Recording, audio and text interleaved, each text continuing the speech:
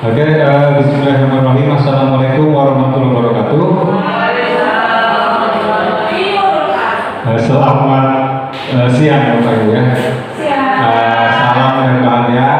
Alhamdulillah hari ini kita bisa berkumpul menyempatkan waktu setelah beberapa kali tertunda untuk melaksanakan acara diseminasi atau pengibasan pemahaman dan penerapan budaya positif dari saya, calon guru penggerak angkatan 7 SMP Negeri 23 Bintan, Kabupaten Bintan, Provinsi Kepulauan Riau. Sebelumnya saya ucapkan terima kasih untuk kesediaan waktunya Pak Ibu ya, karena ini kebetulan harus didiseminasikan, jadi mohon waktunya sedikit untuk mendengarkan sedikit tentang dari saya tentang disiplin atau budaya positif Pak Ibu ya. Oke Bapak Ibu, mungkin sebelum kita mulai saya mau bertanya dulu ya. Menurut Bapak Ibu, hukuman yang tidak menyenangkan dapat mendisiplinkan anak. Apakah Bapak Ibu setuju dengan pernyataan nomor pertama ini? Hukuman yang tidak menyenangkan dapat mendisiplinkan anak. Setuju. Oke. Yang kedua, pemberian hukuman dengan hal positif dapat meningkatkan disiplin anak. Setuju atau tidak? Setuju. Oke. Yang ketiga, membuat anak merasa bersalah dapat mengubah perilaku anak menjadi lebih baik. Setuju? Merasa bersalah. Ya. Oke, yang terakhir, memberi penghargaan dapat meningkatkan motivasi belajar anak. Oke, nah kita akan bahas ya. Saya pun setelah belajar materi ini sangat kaget, ternyata yang selama saya lakukan banyak salahnya, banyak keliru gitu ya. Ya oke, kita langsung masuk ke materi. Nah, sebelum kita masuk ke materi, saya akan bagikan sebuah kertas Bapak Ibu, nanti silakan berpasangan ya. Kebetulan pas ini ada 8 orang. Silakan boleh berpasangan ya.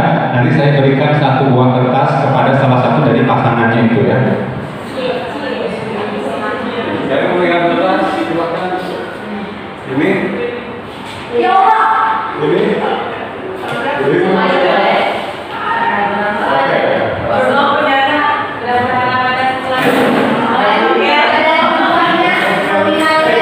Baik Bapak Ibu, yang megang kertas silakan Bapak Ibu remas-remas jadi bentuk kecil ya. Oke udah ya. Pokoknya sampai bisa digenggam ya, sampai bisa digenggam. Silakan Bapak Ibu genggam. Kemudian pasangan Bapak Ibu yang tidak menggenggam kertas, silakan Bapak Ibu berusaha untuk mengambil kertas gitu ya. Bapak Ibu bisa mengambil secara paksa, bisa mengancam, membujuk, merayu, menyuap. Pokoknya Bapak Ibu silakan yang pegang kertas, pertahankan jangan sampai kertasnya diambil. Ya terserah Bapak Ibu ya. Kemudian untuk yang merebut kertas, silakan Bapak Ibu berusaha sekuat tenaga untuk bisa mengambil kertas tersebut ya. Oke, kita bisa mulai Bapak Ibu ya. 1.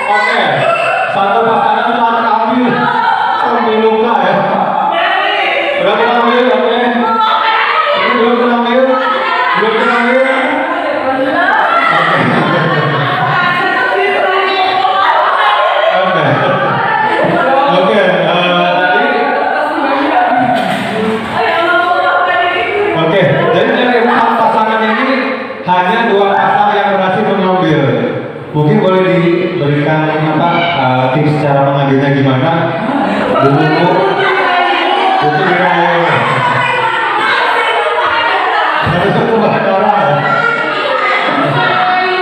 Oke, berarti perlu perjuangan. Oke, terus Bu Clara dan Bu Cut, kenapa tidak berhasil direbut?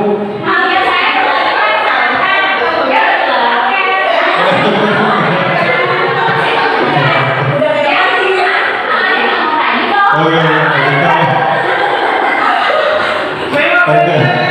Nah, berarti tergantung dari kita, Pak ya. Kalau misalnya kalian mudah dirayu, berarti bisa berhasil. Kalau dipaksa, dia bisa memberikan, tapi dalam hati mungkin tak ikhlas. Gitu, ya. Ya. Oke. Ini ada yang dirayu, ada yang secara paksa. Nah itu ada hubungan dengan materi tentang disiplin dia positif atau itu ya. Oke, itu pembuka ya. Oke, kita lanjut.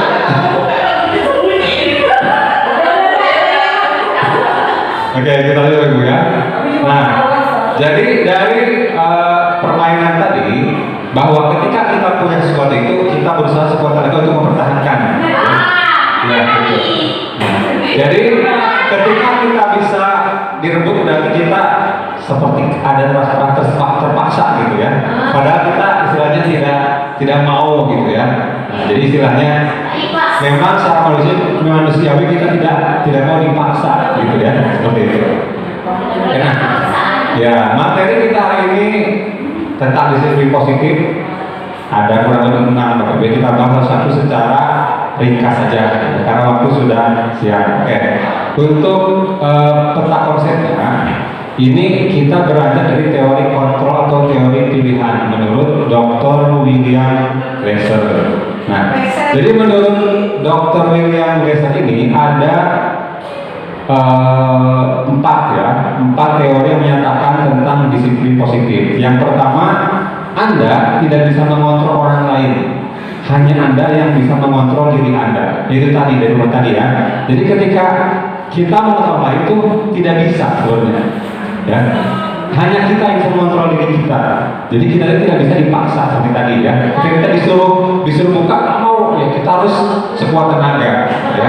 Jadi intinya manusia itu tidak bisa dikontrol, ya. Hanya kita yang bisa mengontrol diri kita sendiri. Terus yang kemudian semua perilaku memiliki tujuan. Setiap perilaku itu pasti ada tujuannya. Ya, misalnya kenapa kita makan karena lapar, kenapa kita sekolah karena ingin pintar. Itu ada tujuan setiap perilaku. Ya. Nah, terus model berpikir menang-menang, kolaborasi dan konsensus menciptakan pilihan-pilihan baru. Dan terakhir, realitas kebutuhan kita itu berbeda. Kita berusaha memahami pandangan orang lain tentang dunia. Setiap orang memiliki gambaran yang berbeda terhadap suatu hal, gitu ya. Nah, dari kita tidak bisa mengontrol orang lain itu, kita bisa menarik kesimpulan tentang makna dari disiplin seperti apa. Nah, di sini disebutkan bahwa disiplin itu adalah belajar kontrol diri dengan menggali potensi kita agar tercapai tujuan mulia, yaitu menjadi seorang yang kita inginkan berdasarkan nilai-nilai yang kita hargai. Jadi disiplin itu menggali potensi kita, dan kita itu harus bisa menjadi apa yang kita inginkan, tidak boleh dipaksa, berdasarkan nilai-nilai yang kita hargai, nilai-nilai kebaikan. Nanti kita bahas kebaikan ya.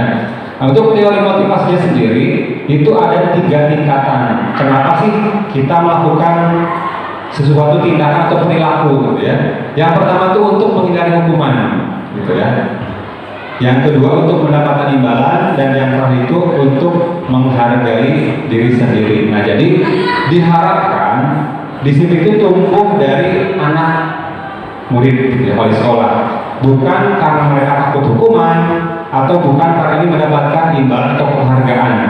Kalau di sekolah kita kan dan sekolah lainnya gitu ya, kadang kita nih takut, kenapa tidak pakai helm? Takut polisi. Nah itu berarti motivasinya masih karena takut dihukum gitu ya. Kalau kita sudah tidak tahu itu, berarti kita sudah naik ke motivasi yang kedua, mendapatkan imbalan. Karena ada anak-anak yang ketika dapat hadiah mereka semangat, tak ada hadiah mereka semangat gitu ya. Jadi diharapkan disiplin itu ada pada tingkatan yang ketiga ini, menghargai diri sendiri. Oh iya, sadar karena saya ingin misalnya itu disiplin, karena ingin bertanggung jawab. Itu yang diharapkan dari disiplin itu. Jadi mereka tuh sadar diri, walaupun berat tapi harus seperti itu di teorinya, gitu ya. Nah, untuk menghargai diri sendiri itu harus menjunjung tinggi nilai-nilai kebajikan universal, gitu ya.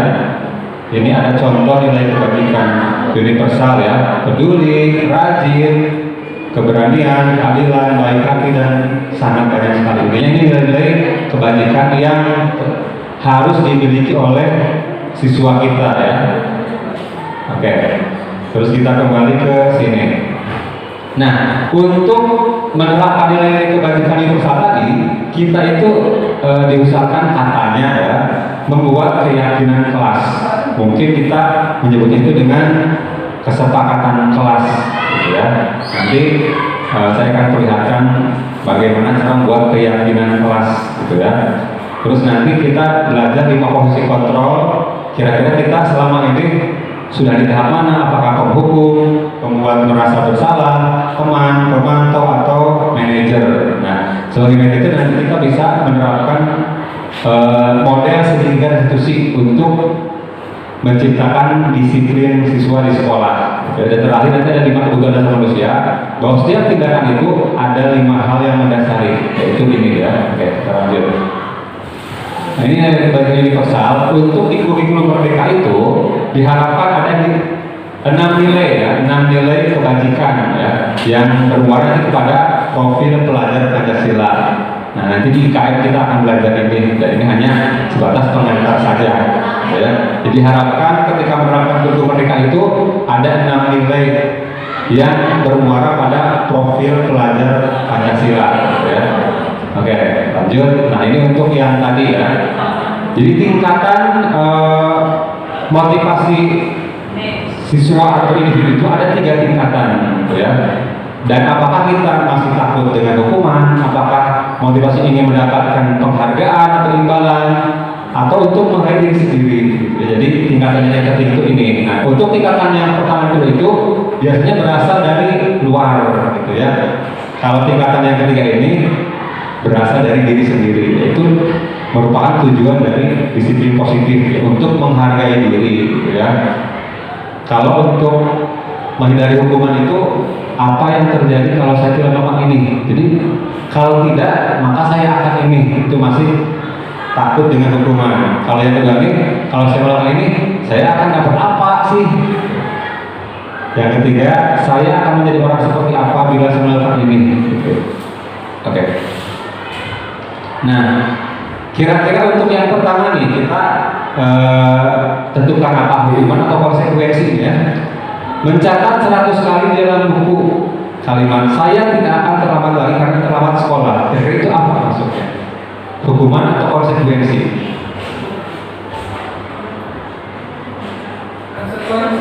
Konsekuensi. Kita lihat ya. Ternyata ini hukuman. Hukuman ya. Mencatat 100 kali di dalam buku kalimat saya tidak akan terlambat lagi karena terlambat sekolah. Yang kedua, lari mengelilingi lapangan basket 2 kali karena terlambat hari di sekolah. Bukan konsekuensi. Ada yang telat, suruh lari, silakan lari. Ini hukuman. Desi sama jawabannya ya. Oke. Murid diminta untuk push up 15 kali karena tidak menggunakan masker di sekolah. Disuruh push up. Ini hukuman. Oke. Yang berikutnya, terlambat hadir di pelajaran 15 menit, kemudian tinggal 15 menit sesudah kelas usai untuk membahas ketertinggalan. 15 menit telat, tapi 15 menit. Ya. Nah, ini konsekuensi. Oke. Membersihkan WC karena mematahkan pensil kawan. Hukuman. Oke ya. Murid disuruh untuk telanjang kaki seharian.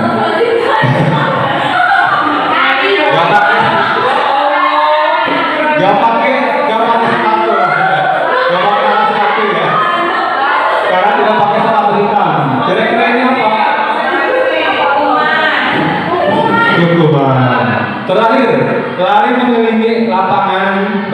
2 kali karena terlambat 10 menit untuk pelajaran PJOK. Kalau tadi kan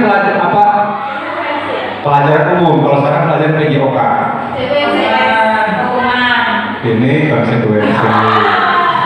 Oke, jadi masih banyak yang bingung ya membedakan hukuman dan konsekuensi. Oke, kita lihat ya. Hukuman itu biasanya menyakitkan, gitu ya. Biasanya bersifat fisik, gitu ya. Itu hukuman. Atau bisa juga tuh sakit hati kayak gitu, itu hukuman. Ya. Kalau tadi disuruh lari pas sampai PJOK biar sehat, gitu ya. Itu tak masalah, ya. Terus konsekuensi itu sesuatu harus terjadi, gitu ya. Ada lagi itu pilihan, gitu ya. Nah, kalau hukuman itu ini yang paling bisa kita lihat ya. Peraturannya adalah ini, kamu harus ini, itu biasanya hukuman. Jelas, peraturan ini, kamu harus ini, gitu ya. Kalau konsekuensi itu lebih kepada apa peraturannya. Misalnya tuh nggak boleh pakai sepatu. Ini hukumannya apa? Ini dapat poin. Jadi biasanya konsekuensi itu pakai poin-poin atau reward kayak gitu biasanya konsekuensi. Atau bisa juga kayak tadi telat diganti dengan pelajaran tambahan, waktu tambahan, ya. Nah, jadi diharapkan kita itu bisa melaksanakan restitusi. Apa itu restitusi? Nanti kita bahas, ya.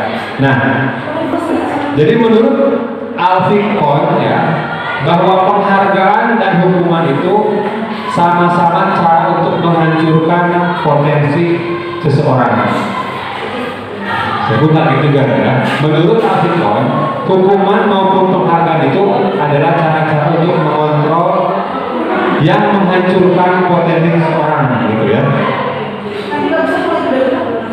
Oke, siap. Nah, oke, siap.